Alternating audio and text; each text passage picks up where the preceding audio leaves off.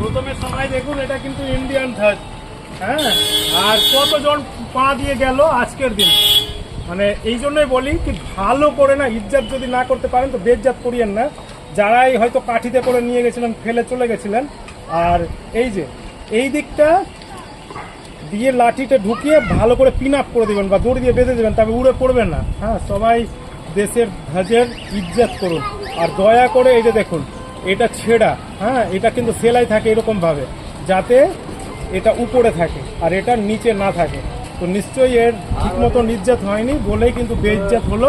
তো সবাই ইজ্জত করিয়েন। কেন জানেন, এর জন্য প্রাণ দিয়েছে না, তাদের আত্মাকে কি বলবেন যে এক সময় তো যেতে জবাব দিতে হবে, কি জবাব দেবেন? তাই আজকে আমাদের এই কালারটা যিনি করেছেন, তিনাকে তো প্রণাম আছে।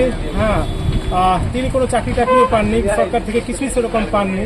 হ্যাঁ, ওগুলো ব্যাপারে আর আমি বলছি না। তবে ইন্ডিয়ান ধ্বজ যেখানে পড়ে থাকবে অবশ্যই ইজ্জত করিয়েন। অবশ্যই টাঙাতে গেলেই আপনি দেশভক্ত হয়ে গেলেন না। হ্যাঁ, অ্যাকচুয়ালি কি বলবো, পুড়িয়ে এদেরকে ভালো করে পরিষ্কার করে মাটিতে বা জল কাঁচা করে ভাঁজ করে রেখে দেন, নেক্সট টাইম কাজে লাগবে। ঠিক আছে? আর অবশ্যই এরকম ভাঁজ হয় না, ভাঁজটা আবারও দেখিয়ে দিই আপনাদের। এইভাবে করে ভাঁজ, ঠিক আছে? আবার মানে